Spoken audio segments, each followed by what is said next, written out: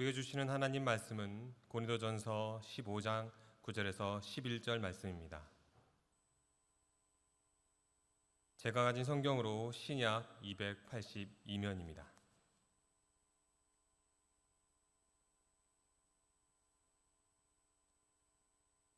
제가 읽고 마지막 절은 함께 읽겠습니다. 나는 사도 중에 가장 작은 자라. 나는 하나님의 교회를 박해하였으므로 사도라 칭함을 받기를 감당하지 못할 자니라. 그러나 내가 나된 것은 하나님의 은혜로 된 것이니 내게 주신 그의 은혜가 헛되지 아니하여 내가 모든 사도보다 더 많이 수고하였으나 내가 한 것이 아니요 오직 나와 함께 하신 하나님의 은혜로다.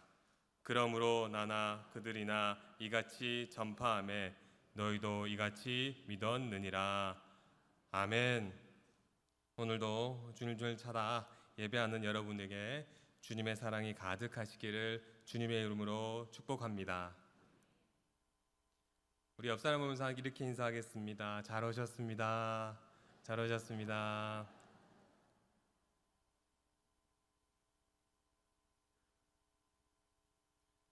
참 잘 오셨습니다. 오늘도 은혜의 말씀 많이 받아가시기를 축원합니다. 어떤 시골에 있었습니다. 한 시골에 여자 집사님이 계셨는데요, 참 좋은 집사님으로 유명하던 분입니다. 그런데 이 집사님 어떤 일을 하셨냐? 바로 돼지를 키웠습니다. 이 집사님은 교회도 잘 섬기고 이웃도 잘 돌보면서 여러 가지 일을 정말 많이 감당한 여 집사님이셨는데요, 한 가지 흠이 있었습니다. 바로 돼지처럼 욕심이 조금 있으셨어요. 하루는 집에서 기르는 돼지 한 마리가 새끼를 낳습니다. 한 마리, 두 마리, 세 마리, 몇 마리가 낳았을까요? 8마리나 낳았다고 합니다. 그 담임 목사님이 너무 기뻐서 전화를 합니다. 집사님, 축하드려요. 돼지가 8마리 낳았다면서요? 정말 축하드려요. 정말 많이 낳았네요. 그런데 이 여자 집사님이 이렇게 대답했다고 합니다. 목사님, 8마리가 뭐가 많아요? 옆집, 그 예수 믿지 않는 그 옆집 돼지는 12마리나 낳았는데 말이에요. 며칠 뒤 다시 그 여자 집사님에게 좋은 소식이 있었습니다. 다른 돼지가 또 새끼를 낳았다는 거예요. 그런데 이번에 몇 마리 낳았을까요? 14마리를 낳았다는 거예요. 목사님, 이번에는 다른 말씀 안 하시겠지? 아무리 욕심 많은 분이라도 14마리만 대단하다 생각하고 또 전화를 합니다. 집사님, 이제 만족하시죠? 새끼 14마리를 낳았는데 정말 하나님의 큰 은혜가 집사님에게 넘친 줄로 믿습니다. 대답이 어떻게 했을까요? 이 여자 집사님 입을 쭉 내밀고 이렇게 대답했다는 거예요. 목사님, 14마리가 뭐 그리 많다고 생각하세요? 아니, 놓으려면 한 20마리쯤 딱 넣으면 좋은데. 그래서 목사님이 이렇게 그 집사님한테 일러줬다고 합니다. 집사님, 제가 보기에는 집사님은 이 돼지보다 욕심이 더 많으신 것 같습니다. 목사님도 참 대단하신 분이죠. 그런데 이 여자 집사님 이 얘기 듣고 어떻게 했을까? 놀란 토끼 눈을 딱 하면서 하는 말이, 아니 목사님, 어떻게 제가 저 돼지랑 같다고 비교하세요? 그러자 목사님이 이렇게 합니다. 모른 척 이렇게 대답하셨어요. 집사님 보세요. 돼지가 아무리 욕심이 많은 짐승이라 해도 자기 밥통에 있는 그 구정물 한 통만 다 먹고 난 후에는 더 이상 달라 하지 않고 만족할 줄 압니다. 그런데 집사님은 도무지 만족하는 모습이 보이지 않는군요. 집사님은 욕심이 한이 없습니다.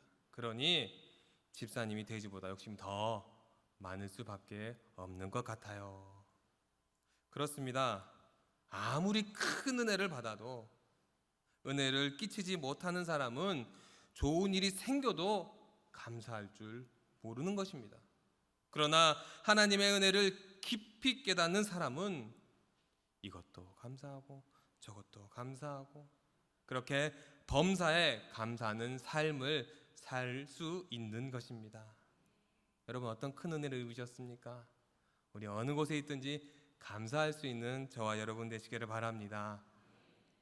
옆 사람과 이렇게 인사하겠습니다. 감사합니다라고 인사해 볼까요? 감사합니다. 감사합니다.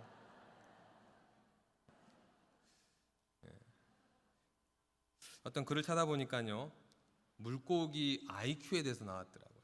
물고기의 지능지수 얼마나 될까요? 그 책에는 이렇게 나왔습니다. 물고기 IQ는 0.3이다. 저보다 조금 낮은 것 같긴 한데, 그래서 이 물고기들은 바로 옆에 동료들이 그 낚싯줄에 끌려 올라가는 발버둥 치는 모습을 보고서도 그것을 잊어버리고 또다시 입질을 계속 한다라는 것입니다. 그렇다면 우리도 한번 생각해 봐야 될 것 같아요. 우리의 영적인 IQ는 과연 얼마나 될까? 우리가 이렇게 고백합니다. 하나님은 에벨에셀 되신 하나님, 임마누엘 되신 하나님, 여호와 이레의 하나님이시라고 우리는 늘 고백합니다. 이처럼 우리는 지금까지 세상의 어떤 큰 물질과 그 어떤 큰 권력이 우리를 도운 것이 아니라 바로 이 하나님의 은혜로 살아온 것입니다. 이 하나님의 은혜가 아니었다면 지금 이 자리, 이곳에서 우리는 예배드릴 수 없었을 것입니다. 지금도 우리 하나님은 우리에게 그 은혜를 부어주고 계십니다. 그리고 지금 그 은혜를 부어주시는 것으로 끝내는 것이 아니라 앞으로도 하나님의 은혜가 우리의 삶에 계속될 줄로 믿습니다. 그럼에도 불구하고 우리는 과연 얼마나 이 하나님의 은혜를 기억하며 살고 있을까요? 혹 무슨 일을 조금 잘하면 어떻게 얘기하나요? 아, 내가 잘해서 했지, 내가 그만큼 능력이 있어서 이렇게 했지, 이렇게 뽐내지는 않습니까? 또 힘들고 어려운 일이 생기면 어떻게 합니까? 하나님이 살아계시면 이처럼 되지 않을 것인데, 그렇게 쉽게 낙심하는 모습이 혹시 내 모습이 아닌지 우리의 모습을 돌아봐야 될 것입니다. 하나님은 우리에게 한량없는 은혜를 베풀어 주셨고 지금도 베풀어 주고 계시건만 우리는 하나님의 그 은혜를 잊어버리고 그렇게 살아갈 때가 너무나 많은 것이 우리의 현실 같습니다. 그래서 하나님은 택하신 백성인 이 이스라엘 백성에게 하여금 하나님의 은혜를 잊지 말라고, 그 은혜를 기억하며 살라라고 매년 이 3대 절기를 지키라고 명령하셨던 거예요. 그 첫 번째 절기는 우리가 너무나 잘 알고 있는 오늘 전에도 목사님께서 말씀하신 유월절입니다.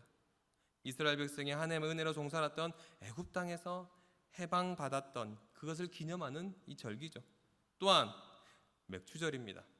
곧 봄 추수를 끝나고 난 뒤 한 해의 전반기를 하나님의 은혜로 보내게 된 것을 감사함으로 드리는 절기입니다.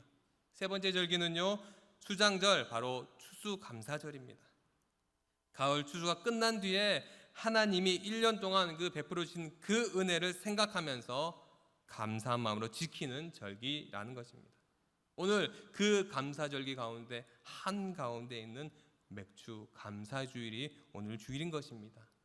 이 뜻깊은 주일을 맞이해서 하나님의 은혜를 깊이 깨닫고 감격하면서 그 은혜에 보답하는 심정으로 일평생 주를 위해서 충성한 한 인물을 소개하고자 합니다. 그 인물은 바로 사도 바울입니다. 이 사도 바울의 삶을 우리가 오늘 말씀을 통해 함께 살펴보고자 합니다. 오늘 말씀해 보니까요, 10절에 보면요, 은혜란 단어가 3번씩이 나오고 있어요.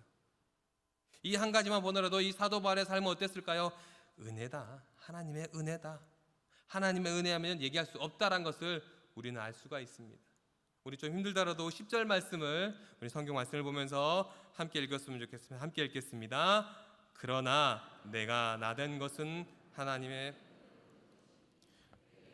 그 은혜가 헛되지 아니하여 내가 모든 사도보다 더 많이 수고하였으나 내가 한 것이 아니요 오직 나와 함께 하신 하나님의 은혜로다. 아멘. 뭐라고 얘기합니까? 나된 것은 하나님의 은혜로 된 것이다. 이처럼 사도 바울의 고백이 저와 여러분의 고백이 되어서 우리도 하나님의 은총을 깊이 깨닫고 그 은혜에 보답하는 심정으로 더욱더 하나님의 은혜에 충성하는 저와 여러분 되시길 바랍니다. 사도 바울은 본문에서 자신의 삶을 옛날 그리고 지금 그리고 미래를 이렇게 나누어서 설명하면서 옛날도 그랬고 지금도 그렇고 이제 다가올 그 미래에도 하나님의 은혜가 분명히 있음을 밝히고 있습니다. 우리도 이 사도 바울처럼 이 하나님의 은혜에 감격하면서 내가 그 은혜를 무엇으로 보답할까 하는 심정으로 우리의 삶에 하나님이 우리에게 허락하신 이 직분과 사명에 충성을 다하고 어느 곳에 있든지 감사하는 삶을 사는 저와 여러분 되시길 바랍니다. 첫 번째 볼게요. 우리 바울의 옛 모습입니다. 우리 9절 말씀을 함께 읽었으면 좋겠습니다. 나는 사도 중에 가장 작은 자라. 나는 하나님의 교회를 박해하였으므로 칭함받기를 감당하지 못할 자니라. 아멘. 바울은 누구 무엇이라고 해도 어떤 사도였어요? 위대한 사도입니다. 그는 가는 곳곳마다 담대하게 복음을 전했어요.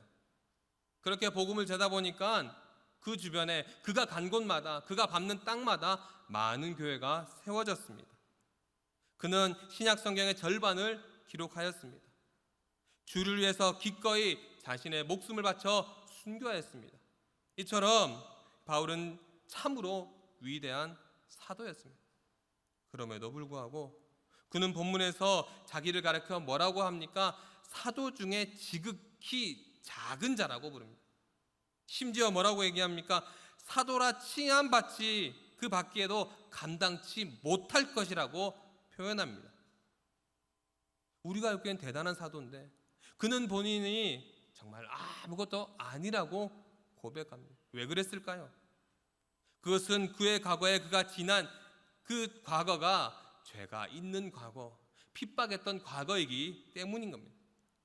그는 본시 하나님의 교회를 핍박하던 자였어요. 바로 하나님의 원수 된 자였습니다. 디모데전서 1장 13절에 보면 바울은 자기가 예수 그리스도 밖에 있을 때는 비방자요, 박해자요, 폭행자라고 고백하였습니다.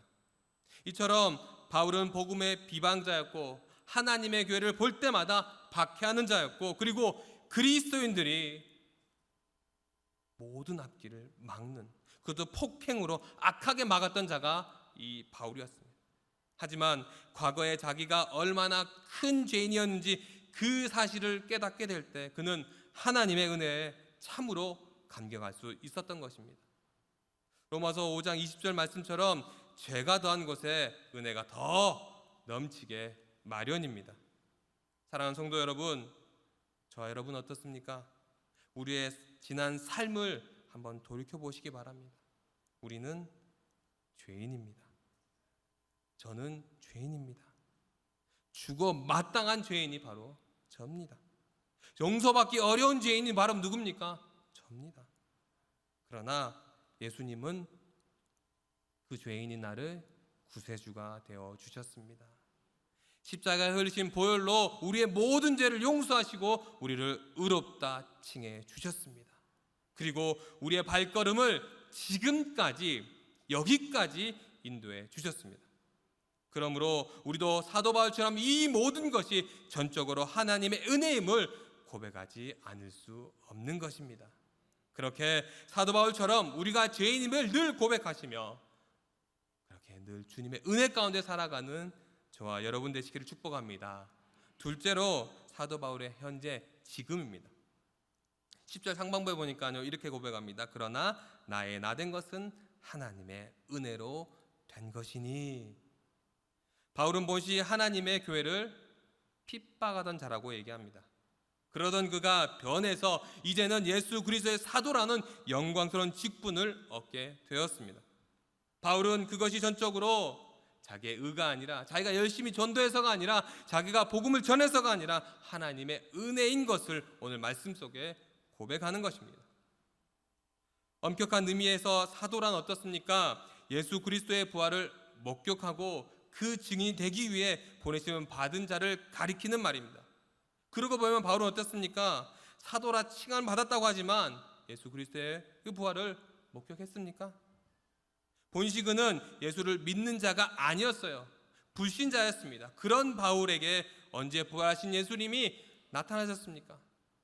우리가 고린도서 15장을 일명 뭐라고 합니까? 부활장애라고 부르죠. 이것은 바울 자기 자신이 분명히 부활하신 예수 그리스도를 목격했음을 밝히기 위한 말씀인 것입니다. 오늘 고린도서 15장 3절에서 8절 보시면 부활하신 예수님이 자신의 모습을 바울에게 나타내 보이셨다는 사실을 분명하게 말씀해 주고 있습니다. 그러면 언제 바울이 부활하신 예수님을 만났습니까? 사도행전 기록에 보니까요, 바울은 부활하신 예수님을 적어도 3번 이상을 만난 것이 기록되어 있습니다. 첫 번째 보니까 사도행전 9장에 나오는데, 우리가 잘 아는 대로 바울은 스데반 집사를 돌로 쳐 죽인 일에 앞장섰습니다. 그러나 그는 그것으로 만족하지 않고 대제사장의 공문을 받아 다메섹에 있는 그리스도인을 붙잡아 오기 위해서 다메섹으로 이동하는 중이었습니다. 그때 부활하신 예수님은 바울에게 나타나셔서 이방인의 사도로 세워주셨던 것입니다. 이때는 예수님이 이미 승천하신 뒤였습니다. 그렇게 하늘로 올라가신 후에도 불구하고 예수님은 특별히 바울을 위해서 부활하신 몸으로 다시금 나타나셔서 그를 이방인의 사도로 삼아주신 것입니다. 정말 특별한 은혜가 아닐 수 없습니다. 두 번째는요, 사도행전 18장에 나오는데, 바울이 고린도에서 복음을 전할 때 밤중에 부활하신 예수님은 환상 가운데 바울에게 나타나신 것입니다. 세 번째 언제 나왔냐? 사도행전 23장에 나오는데, 바울이 예루살렘 공회 앞에 섰을 때입니다. 그때도 밤에 부활하신 예수님은 다시금 바울에게 나타나서 이렇게 말씀하고 있습니다. 사도행전 23장 11절에 보면, 그날 밤에 주께서 바울 곁에 서서 이르시되 담대하라, 내가 예루살렘에서 나의 일을 증거한 것 같이 로마에서도 증거하여야 하리라 하시니라 라고 말씀합니다. 바울은 본시 하나님의 교회를 핍박하고 폭행하고 업신여겼던 자입니다. 그런 그가 이제는 예수 그리스도의 부활을 증거해야 할 예수 그리스도의 사도라는 영광스러운 직분을, 은혜의 직분을 얻게 된 것입니다. 그렇게 자신이 사도가 된 것은 전적으로 하나님의 은혜로 되었다라고 고백하고 있는 것입니다. 우리도 마찬가지입니다. 우리가 받은 사명과 직분, 전적으로 하나님의 은혜로 주어진 것입니다. 사랑하는 성도 여러분, 바울은 본시 하나님의 교회를 핍박하던 자였습니다. 그러나 그는 예수 그리스도의 사도가 되었습니다. 하나님의 사도가 되어서 하나님의 은혜를 전하는 사람이 되었습니다. 저와 여러분도 마찬가지예요. 내가 나된 것은 역시 하나님의 은혜로 되었다는 사실을 우리는 명심해야 될 것입니다. 하나님이 내게 주신 직분, 하나님이 내게 맡기신 사명, 그건 절대 내가 잘나서, 내가 잘해서, 내가 명성이 있어서, 내가 물질이 차고 넘쳐서 받은 것이 아닙니다.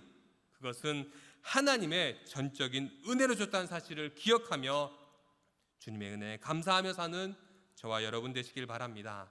마지막으로 사도 바울의 미래입니다. 사람은 누구에게나 살아왔던 과거가 있고, 살고 있는 현재의 자신이 있고, 이제 살아야 할 미래가 있습니다. 이 세 가지는 다 연결되어 있어요. 그러면 바울은 자기의 미래를 어떤 심정으로 살아가길 바랬을까요? 시편 116편 12절에 보니까 이렇게 얘기합니다. 내게 주신 모든 은혜를 내가 여호와께 무엇으로 보답할까?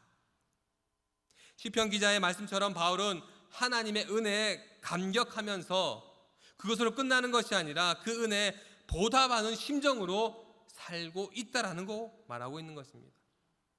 그래서 오늘 본문 10장에서 11절 말씀에 이렇게 표현하고 있는 거예요. 바울은 그 어떤 사도보다 더 많이 수고했다라고 말씀합니다. 그는 많은 핍박을 받았습니다. 핍박뿐인가요? 매도 수없이 맞았고 감옥도 여러 번 들락날락했어요. 뿐만 아니라 자기 생명의 위협은 수없이 받았어요. 때로는 춥기도 하였고 굶주기도 하였고 헐벗기도 했습니다. 그러나 사도 바울은 이 모든 수고를 무엇이라 표현하였습니까? 바로 하나님의 은혜다. 고통받고 슬프고 어려운 가운데 있는데 그것조차 하나님의 은혜라고 표현하고 있었던 것입니다. 어떻게 보면 참으로 역설적인 표현입니다. 우리는 어떻습니까? 무엇인지 잘 되고 형통해야 저분 하나님의 은혜 받았다라고 생각합니다. 그래서 어떻습니까? 건강이 회복되어야 저분이 주님의 은혜로 건강이 회복되었구나라고 얘기하죠. 또한 실패하는 가운데서도 성공하고 난 뒤에야 하나님의 은혜 받으셨구나라고 생각합니다. 그런데 오늘 바울은 어떻습니까? 오늘 본문에서 이렇게 고백합니다. 하나님 때문에 당하고 하나님 때문에 수고하고 하나님 때문에 당하는 이 고통, 이것은 바로 하나님의 은혜다라고 표현하고 있는 거예요. 그에게 있어서 성공만이 하나님의 은혜가 아니라는 거예요. 실패 역시 하나님의 은혜고, 건강한 것만이 하나님의 은혜가 아니라 바울은 병약한 것도 하나님의 은혜라고, 그래서 자신을 찌른 육체의 가시조차도 하나님의 은혜라고 고백하고 있는 것입니다. 자유롭게 복음을 전하는 것만이 하나님의 은혜가 아니고 핍박받아 매를 맞아 감옥에 갇히는 것조차 바울 그에게는 하나님의 은혜라고 그는 고백하였습니다. 바울에게는 사는 것도 하나님의 은혜였지만 그렇게 죽는 것도 하나님의 은혜로 여겼던 것입니다. 그래서 그는 예수님을 위해 그렇게 기쁜 마음으로 순교의 삶을, 순교의 길을 갈 수 있었던 것입니다. 사랑하는 성도 여러분, 우리는 어떻게 살아야 될까요? 이미 하나님은 우리에게 족한 은혜를 주셨습니다. 주님은 우리에게 차고 넘치는 은혜를 부어주셨습니다. 그럼에도 불구하고 늘 무엇인가 부족한 것처럼 생각하면서 살아가고 있지는 않습니까? 이제 우리도 바울처럼 이 하나님의 은혜가 족한 줄 알고 그 은혜에 보답하는 심정으로 하나님이 우리에게 맡겨준 사명에 충성을 다하며 살아가는 저와 여러분 되시길 바랍니다. 우리가 지금까지 살아온 것은 따지고 보면요, 하나님의 은혜입니다. 주님의 은혜가 아니었다면 우리는 결코 여기까지 올 수 없었을 것입니다. 지금도 하나님은 그 하나님의 은혜 가운데 우리가 살아가길 원하십니다. 그리고 앞으로도 그 은혜의 길을 가길 원하십니다. 그러므로 우리도 바울처럼 하나님의 은혜를 생각하면서 하나님이 내게 베풀어 주신 그 무한하신 은혜를 내가 무엇으로 보답할까 하는 심정으로 하나님이 우리에게 맡겨준 이 사명에 더욱더 충성을 다할 수 있는 저와 여러분 되시길 바랍니다. 끝으로 제가 말씀을 다시 한번 읽어드릴게요. 그러나 나의 나 된 것은 하나님의 은혜로 된 것이니 내게 주신 그의 은혜가 헛되지 아니하며 내가 모든 사도보다 더 많이 수고하였으나 내가 아니요 오직 나와 함께 하신 하나님의 은혜로다. 오늘 10절 말씀에 사도 바울이 이 고백이 우리의 고백이 되기를 바랍니다. 사도 바울에게 있었던 하나님의 은혜에 대한 감격이 우리에게 충만히 넘치길 바랍니다. 그렇게 해서 하나님의 은혜를 생각하면서 우리 마음속에, 우리 가정에, 우리 일터에, 우리 교회에 감사의 꽃이 아름답게 활짝 피어나서 하나님을 기쁘시게 하고 하나님을 영원하게 해드릴 수 있는 저와 여러분이 되시기를, 그 감사의 삶을 사는 저와 여러분 되시기를 간절히 소원합니다.